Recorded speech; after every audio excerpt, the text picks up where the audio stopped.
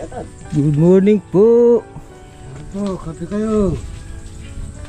Morning po. Maayong bundat po sa inyong tanan. Bap, galunggong ulit. Oh, buta na lari. Bakit? May kuha ng 280. Saan? Kit. Malalaki naman yan sa ano. Kapakse. Parang yung masira. Okay guys, mag-update na tayo ng ating mga pananim. Yung dito, kinatay na po nila. Papalitan daw po ng kalabasa.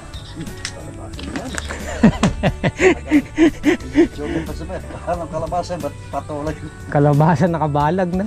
Hindi, patola. Nasa yung buto natin, Bob? Meron na tayong buto dyan, kaya lang maliit lang. Isa pang maliit. Maliit yung nabili ni Mrs. Hito. At ang solid ang magluluto ng galunggong. Paksiw, Bap. Para hindi na masira. Para hindi daw agad masira. Cute na rin mong kapalya mo, ano ba? Mga apalyang less. Yan pa dyan lang mo. Nakarami na kayo diyan, di ba? Ganito. So ito guys, bali in-spray na to ng herbicide ni Bapan Jimmy gamit yung Mega. Tapos ayan, nililinis lang nila yung tudling.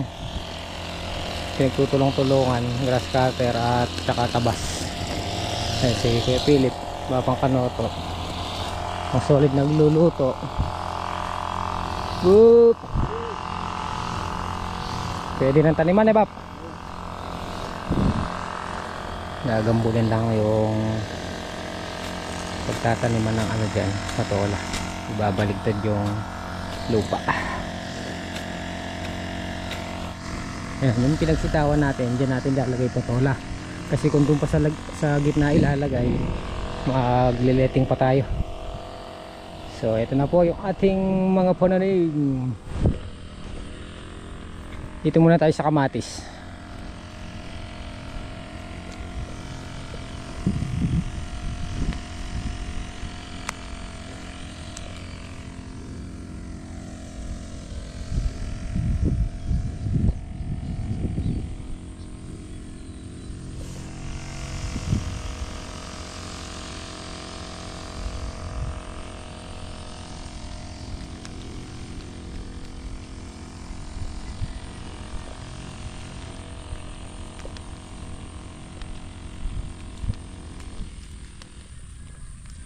At eto naman po yung aming ampalaya at sitaw. Ayan. Oh.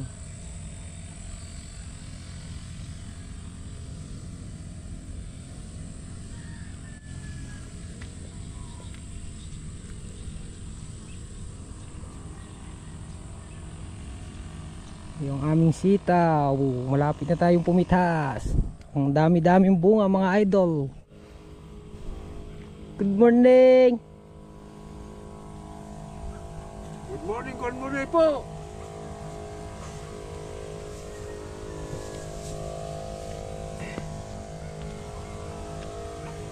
Pampunggos na, Bap.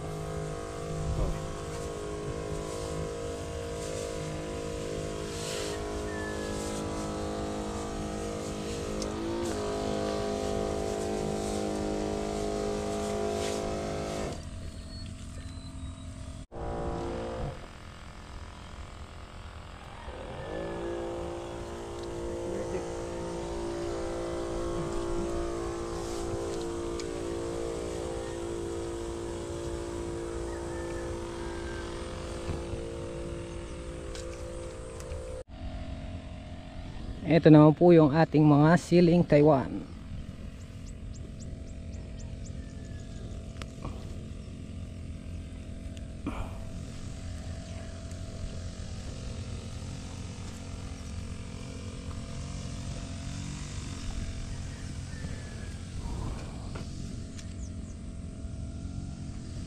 Yung mga supling yan.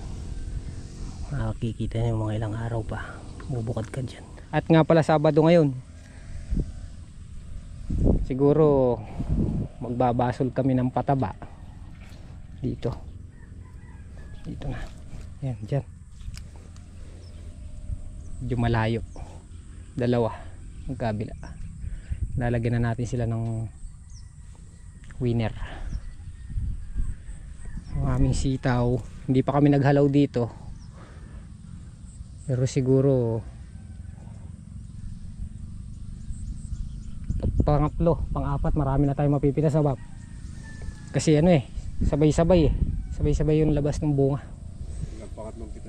Pangatlong pitas baka makarami na tayo. At mahahabol sana natin yung magandang presyo.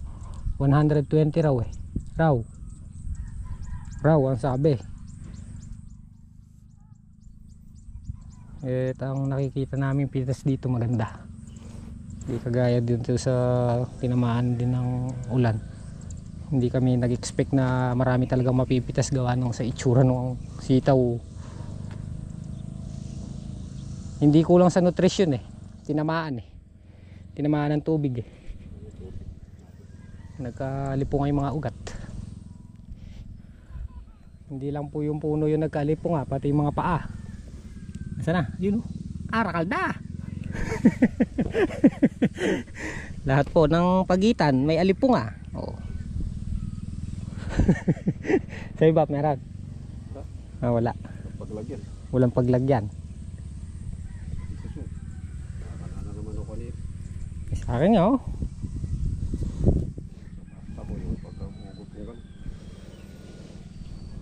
Tapos ito lunak yan. Ngayon medyo tumitigas na. Ubra ng pasukan. Yung mga nakaraang ginawa po nila, ayan, ito nalagay na itong mga atap. So guys, ito yung pinagkaiba ng ating basal.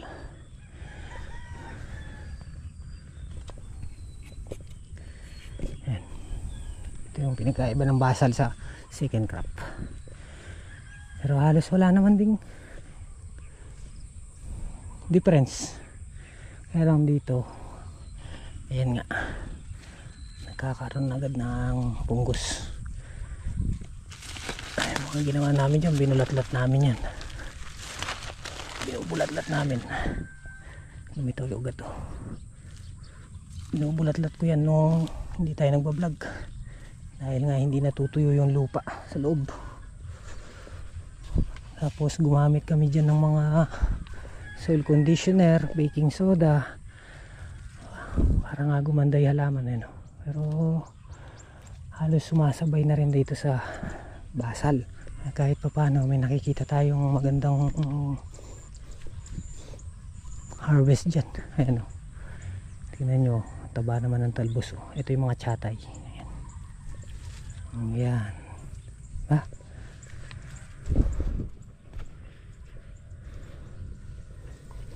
Tapos may mga bunga na din. Ayan. Mga unang bunga.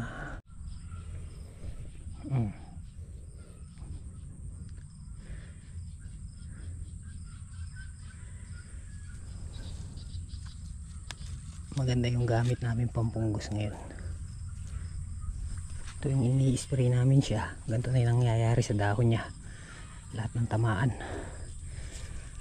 Ayan o.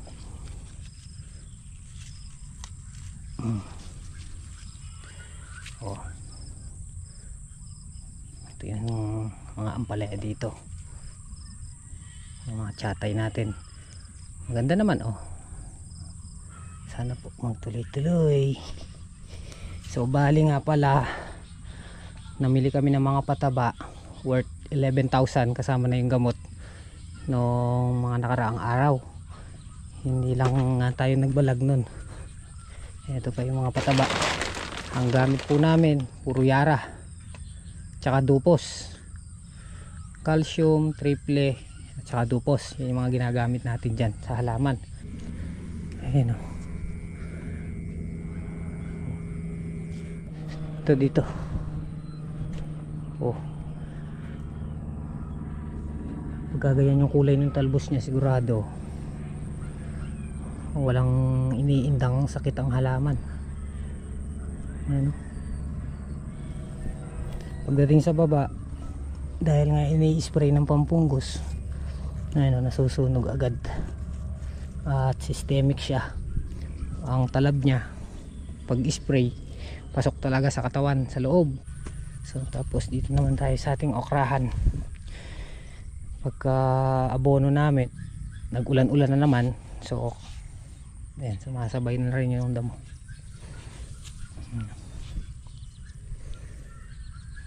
Hindi lang sila masyadong haharapan ngayon kasi gawa ng madaming trabaho dito sa Balag. Ang dami pa namin ginagawa dito. Ako hindi pa ako yari sa ito, ginambol ko ito nung isang araw. Matagal. Naiinip nga ako sa pagbulas ng ampalaya dahil nga yung tudling yan masyado ng dimit. Tapos yun nga, binubulat-lat namin yung plastic para ayun o, agad matuyo.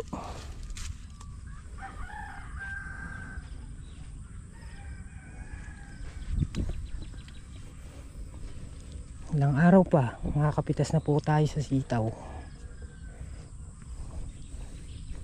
Itong lupa na to, yung gawi dito medyo mahina talaga compare dito sa mga nandito. Ayos naman.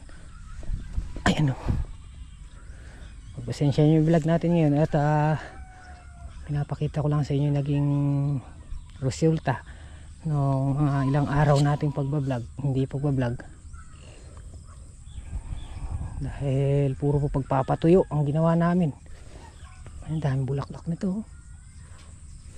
Oh,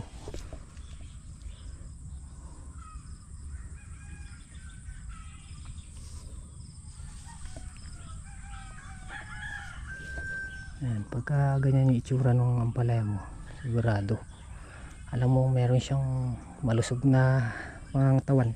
Nasusunog oh.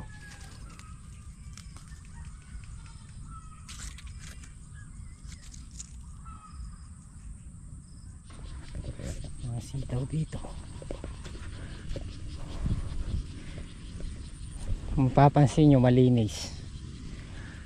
Ilang araw nang nagagrass cutter dyan.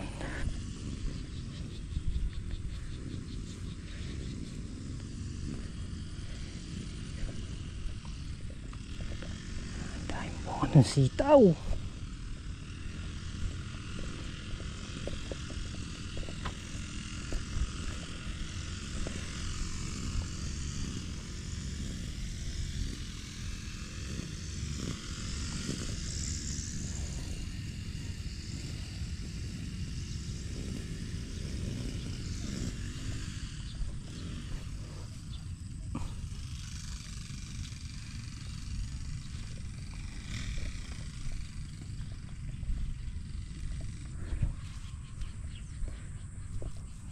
Diba, malinis. Tsaka hindi pagbabahayan agad ng ano yan, mga insekto pagka malinis na ganyan.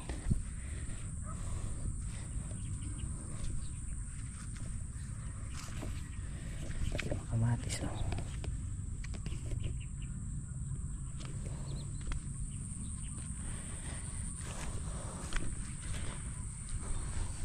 Tayo sa kuko.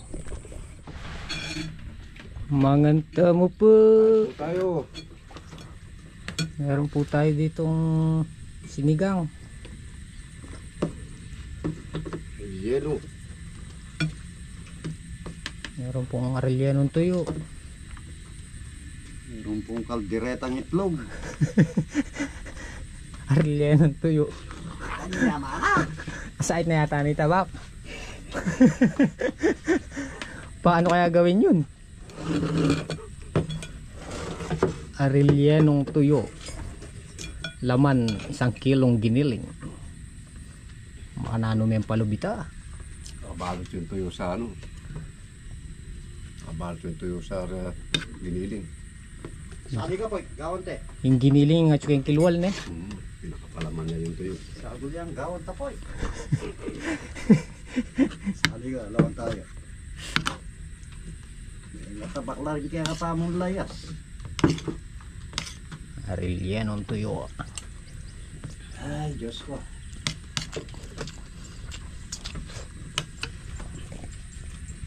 Pakulit kumpoy. Palya. Hmm. Palya.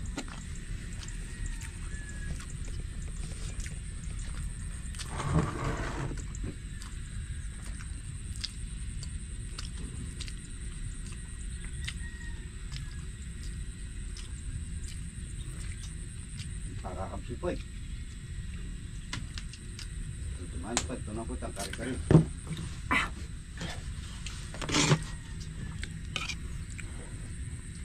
Maka-live ka pa muna bingin eh bat? Sorry. Ni Jimmy Butler. Kumakain sila sa labas. Ba? Dali mo ko dito po ito. Kaya akong hindi. Dali comment. Hindi. Ako na.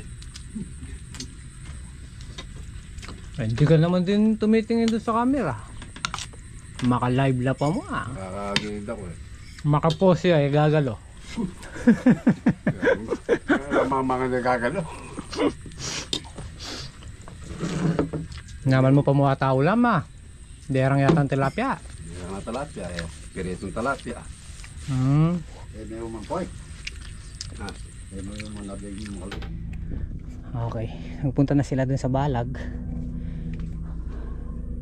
Tatang Solid, Babang Jimmy, Babang Kanoto, Kuya Philip dito. Kaya lang naubusan siya ng tansi. So ang ilalagay ko yung ano, mga in-order natin.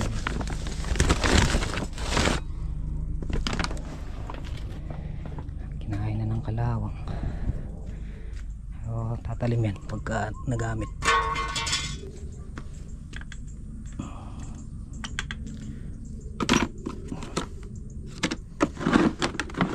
Baklas.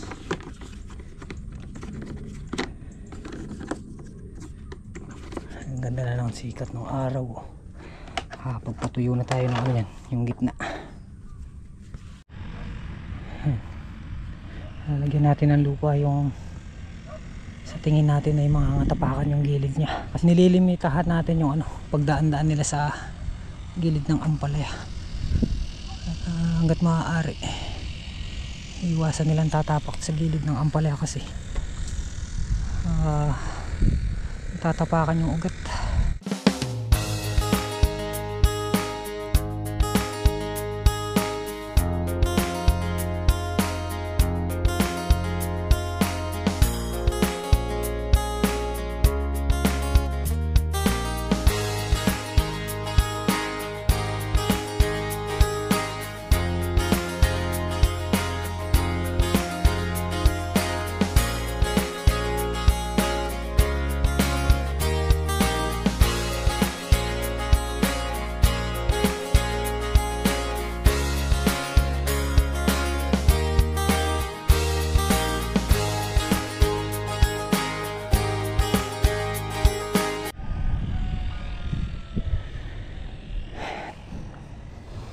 Kahit pa paano naisalba natin yan sa ano, iwas tapakan kasi natatapakan yung gilid, sigurado nadidimit yung ugat.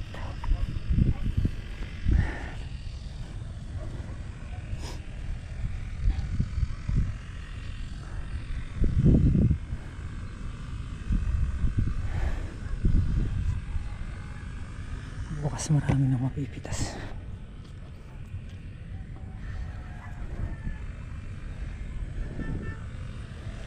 Bukas na lang mag-aabono. Kulang din tayo sa tao.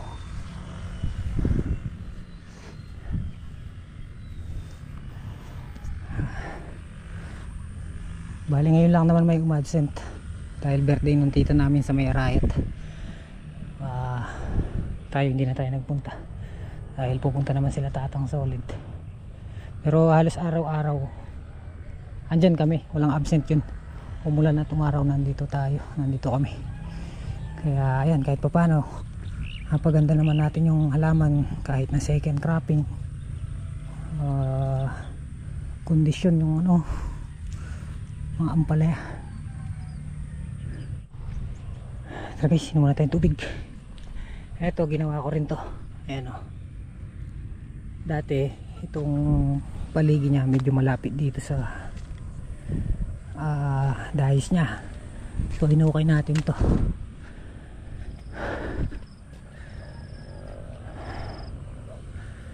Ang ganda-ganda mga idol. Bali every week nilalagyan namin to ng abono. So siguro bukas na lang yung pang-apat na abono. Kunti-kunti lang naman eh, dahil puro basol yung inilalagay namin sa butas.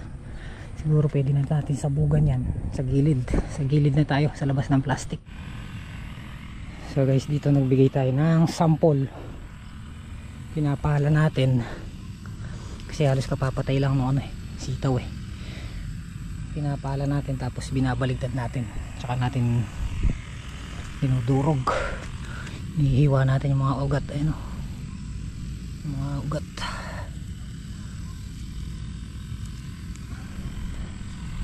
Sample lang ba para kahit pa paano bulok agad yung ugat. Ayun o, kapal. Oh,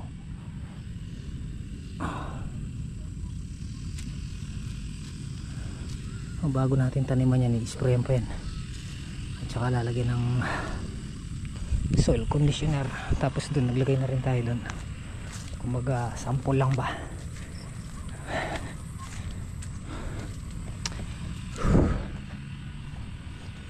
Halos 1 meter ang pagitan yun, pa dun.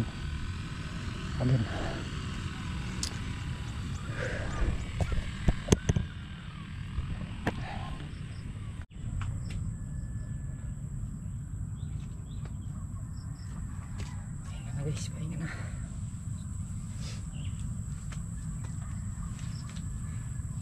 Lumuwag. Alin? Malabias.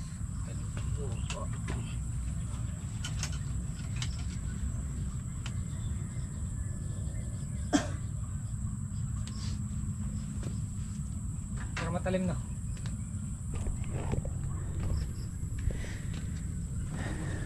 Pang kanoto.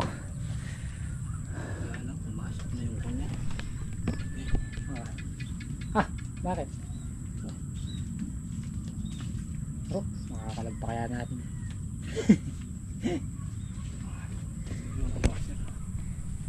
Linis na oh.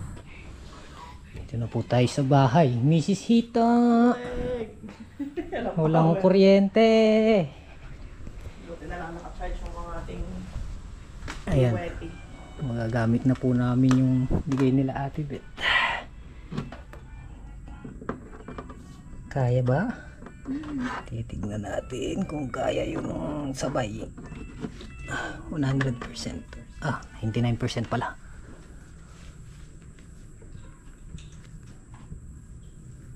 Diba? Gumana yung TV tsaka electric pan. Malamok pa mo. pati wifi. Sisinila lang yung kapal. Wifi din nakasaksak. Ito guys. Kahit na walang kuryente. Ayan o, diba?